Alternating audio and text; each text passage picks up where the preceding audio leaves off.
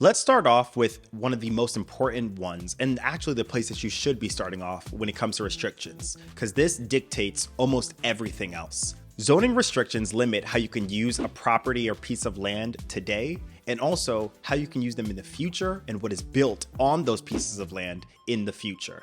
For example, a residentially zoned piece of property can't be turned and used for industrial use or commercial use. So what that means is something that is zoned as an industrial piece of land cannot be used for a glamp site or a campground or an RV park or a tiny home park. Those would have a different type of zoning. Be careful though, because some land is zoned one way, but is still being sold as unrestricted. You need to do your research on this and make sure it is truly unrestricted land. Just because it says it's unrestricted land, but it's zoned as residential, doesn't mean you'll be able to put a shopping mall there. Major pro tip. Just because a piece of land that you own or you're going to buy is zoned one way, that isn't the end all be all. You can apply for a zoning variance. Now, I really wouldn't recommend going down this route if it's a piece of land that you're about to purchase. To be honest, for me, just go find a piece of land that is zoned correctly. But let's say that you already own the land or you're steadfast on this piece of land and you want to use it the way that you want to use it. So what you can do is get a zoning variance to change how you are allowed to use that piece of land. A variance is a request to deviate from current zoning requirements. If granted, it permits the owner to use the land in a manner not otherwise permitted by the zoning ordinance.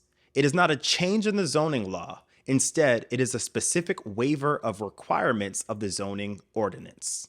Let me know down in the comments if you want me to make a whole video on how to apply for those requests and get those passed through. But I just wanted to let you guys know, if a piece of land isn't zoned correctly for how you want to use it, you're not dead in the water. There is some things that you could possibly do. Oh, and before I get too far, I'm j.esperance and this is Keep It Tiny, where we talk the business side of all different types of tiny structures, tents, domes, yurts, A-frames, everything in between. So if you like this type of content, consider subscribing to the channel. If you like this video in particular, hit the like button and maybe leave me a comment. It really does help me out more than you would think.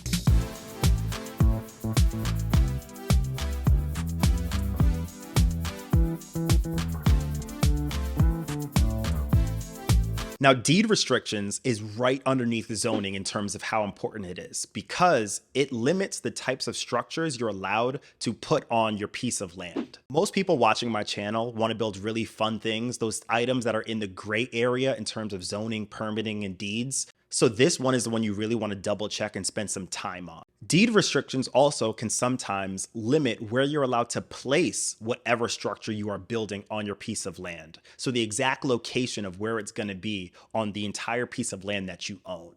Livestock and pets, deed restrictions can also limit the type of livestock and pets you're allowed to have, or even if you're allowed to have them on your piece of land. This all plays here. Now, zoning restrictions can affect that as well, especially if you're farming or homesteading on your piece of land. So you want to check both in tandem. Deed restrictions also can limit whether you're even allowed to run a business from that piece of land or from your home that is on that piece of land. Now, when I say into the nitty gritty, deed restrictions can really get into the minutia of things. They can sometimes limit the amount of bedrooms or rooms built on that structure. They can limit the floor plan, even down to the amount of cars you're allowed to park on that piece of land for that structure. So deed restrictions are not something to mess around about. You really want to get into it. This is the one that people in the neighborhood can really call up and like get you jammed up for because you didn't know this rule or that rule.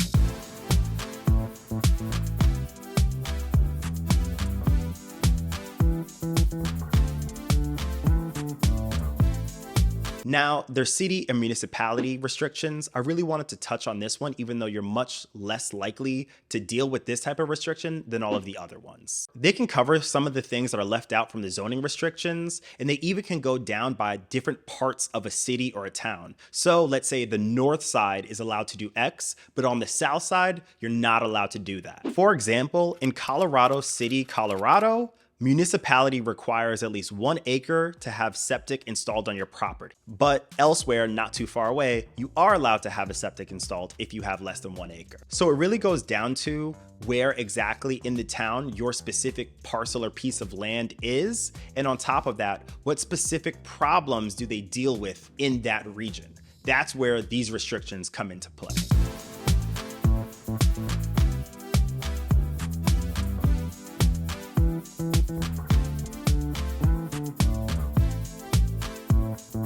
We're talking zoning and permitting, but in all of my videos giving advice on how to buy land, I always talk about easement restrictions because they can be a giant pain in the...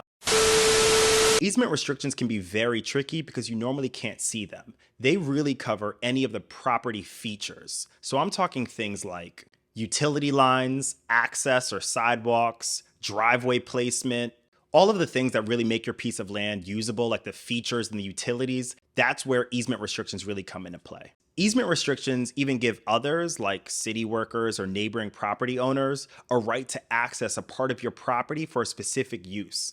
Like if the neighbor's property is landlocked and they have to cross your lot via an easement to get into theirs. In this situation, you can't actually block access to the property. So I always tell people, if there's a piece of land that does have that type of easement restriction where someone has to traverse your land to get to theirs, I just stay away from it. It's actually one of the biggest things that would make me walk away from buying a piece of land.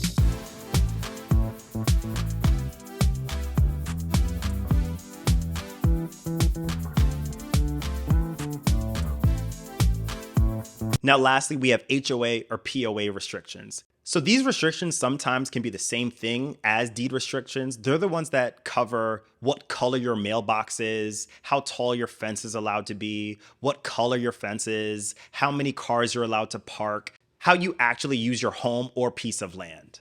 They can also dictate really small things like how many trees you can remove. But on top of that, let's say that you want to tent or put RVs on your land. Well, they can dictate how many days in a row you're allowed to camp or whether or not you're even allowed to have an RV on your piece of property. Now, I'm a good Christian boy. I'm almost certain that God didn't intend for HOAs to tell me what color my house is supposed to be, what color the barn I'm putting up on my piece of land is supposed to be. So me personally, I would actually never, ever, ever deal with an HOA. But hey, you do you. Now, I have two last pieces of advice. The first one is to save this video, go do some more research on your own, read some articles, etc. Then come back to this video and see if it makes a little bit more sense. I know we covered a lot in a very short period of time. And my last bit of advice is to check out the video on the screen right now. Why go read boring articles when, hey, you can kick it with Keep It Tiny and I can teach you everything that you need to know. Thanks for watching the video. Consider subscribing, liking the video, and maybe even leaving a comment. Peace.